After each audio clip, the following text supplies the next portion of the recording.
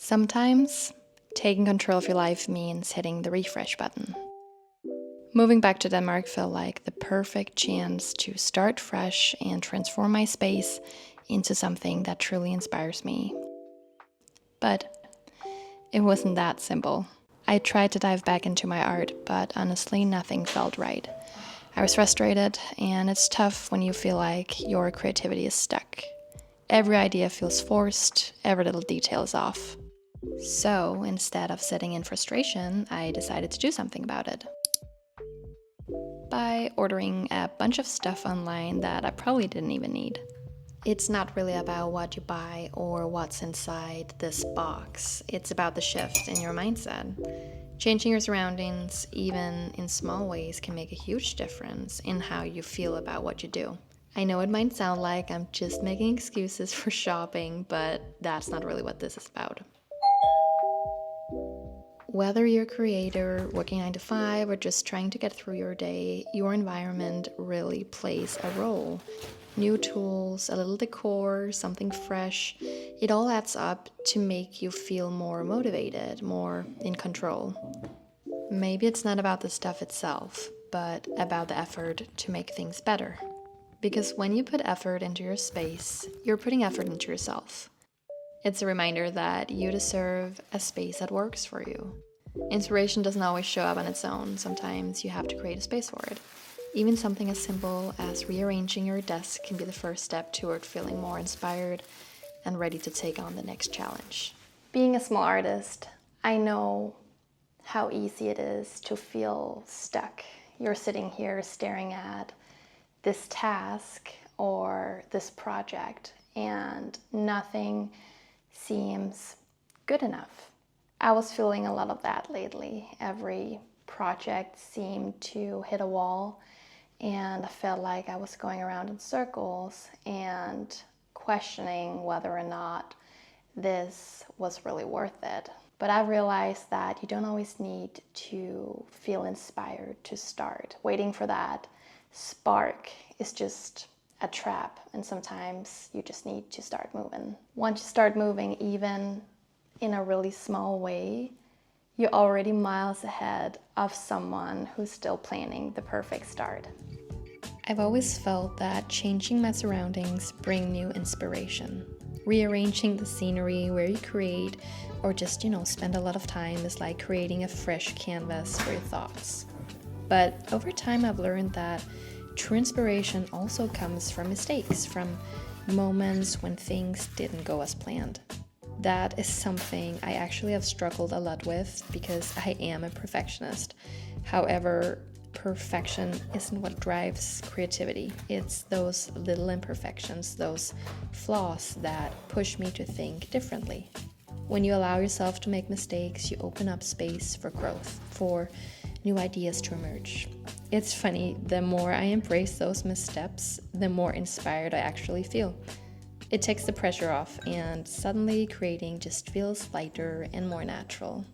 Alright, you guys, I finished unwrapping all of the stuff that I bought online. Honestly, I bought a lot more than I remember buying, but I'm really happy with everything that I got, and I can't wait to finish setting up my desk. I didn't finish it yet, I just really don't want to spend more time today doing that. So I thought, let's do a little sculpting session. It actually took me a lot of time filming this prior part of the video, like filming cinematically. I really have been enjoying trying out new ways of making these videos, and the cinematic way of filming is really just really cool, I think, and it's really cool to film that way. I don't feel like a lot of YouTubers do that. So I think I'm gonna keep experimenting doing that and just see where it goes, and hopefully I'll get better at it.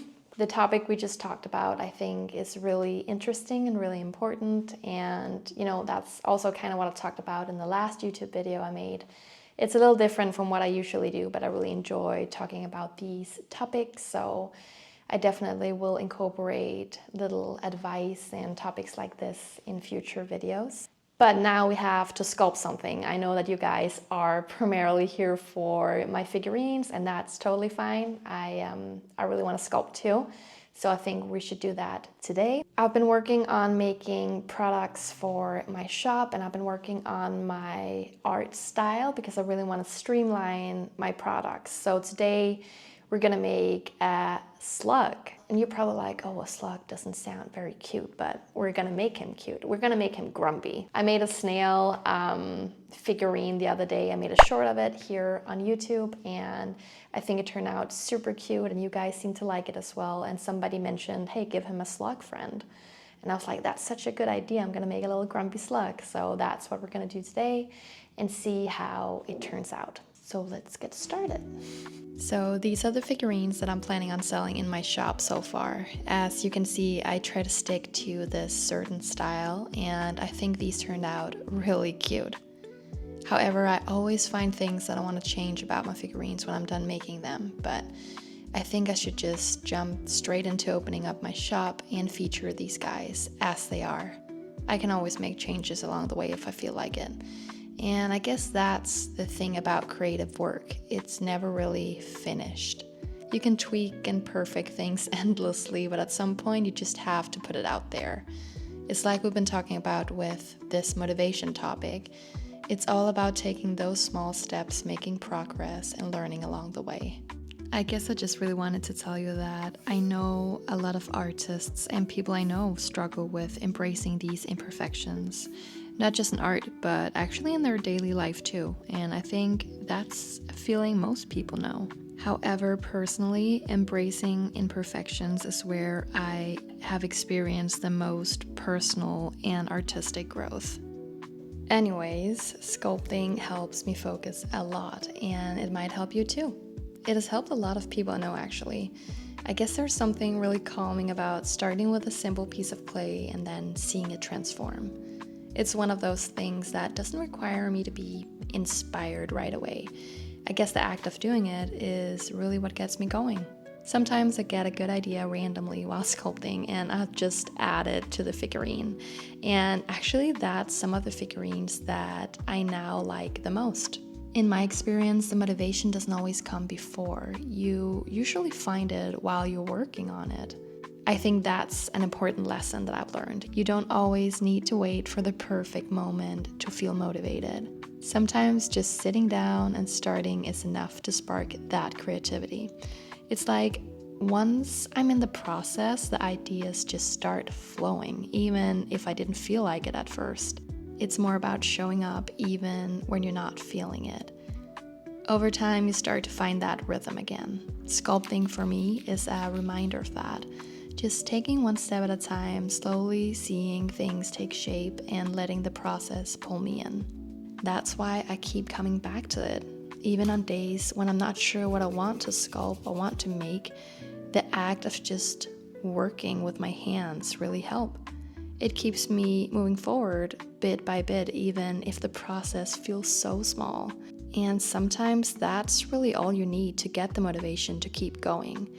And I think I have really learned to apply all of this to other aspects of my life too. All right, we finished making our little slug friend, and he turned out like this.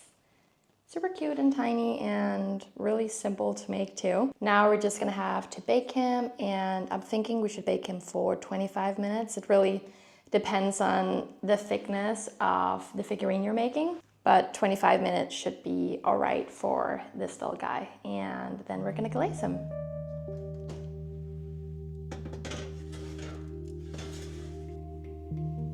So while the figurine is baking, I like to sit down and look for some inspiration.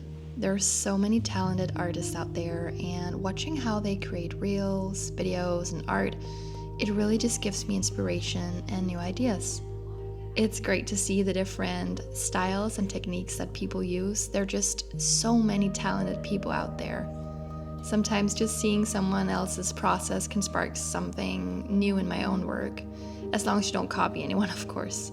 It's a nice way to take a break and reset and get excited for the next project. Plus, it helps me stay connected with the art community, which is always really inspiring. Okay, so this is the last step in the process of making these little figurines. This step is totally up to you if you want to glaze your figurines or not. Some people don't like it, some people like it. I personally really think it looks super cute when they're shiny, and it also makes them more durable if you use a good quality resin. So I just quickly want to go over some of the steps and items I use when I glaze, because I do get lots of questions about this. First off, I use UV resin. It looks like this. You can get a bunch of different kinds of this one. You can get it online on Amazon, for example. Secondly, you want to get a UV lamp. I actually just use the one I used to make my nails. That works really well. Or if you don't want to buy that or have one, you can always harden the UV resin in the sun. So that's another option for you. Obviously, we want to get our safety gear, and I use like these gloves, and I also use this mask. I don't remember what it's called in English. Respiratory mask? Something like that. You also want to get the air flowing when you glaze with UV resin, because it is toxic. So I always open up my windows and my doors. So just please be careful when you use it. It's not like you get it on your hands and it's gonna get you some sort of disease or anything. It's just important to get it off. And for that, I always use nail polish remover or some sort of rubbing alcohol, like a stronger rubbing alcohol. That should do the trick. When I'm done, I use this brush.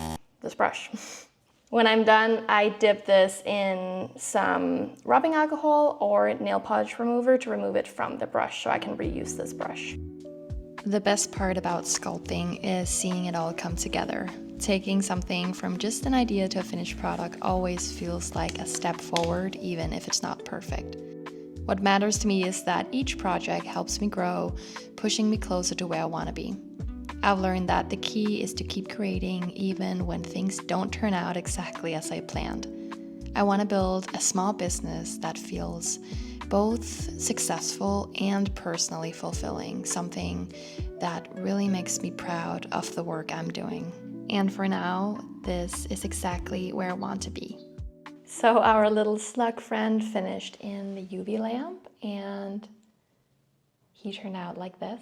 And he's just so cute. I'm really satisfied with the way he turned out. And with that, I guess that we have come to the end of this video. Thank you so much for being here. I hope you got a few tips and maybe a different perspective out of what we've talked about today, and that you enjoyed sculpting this little friend with me. I really hope to see you in my next video. Bye.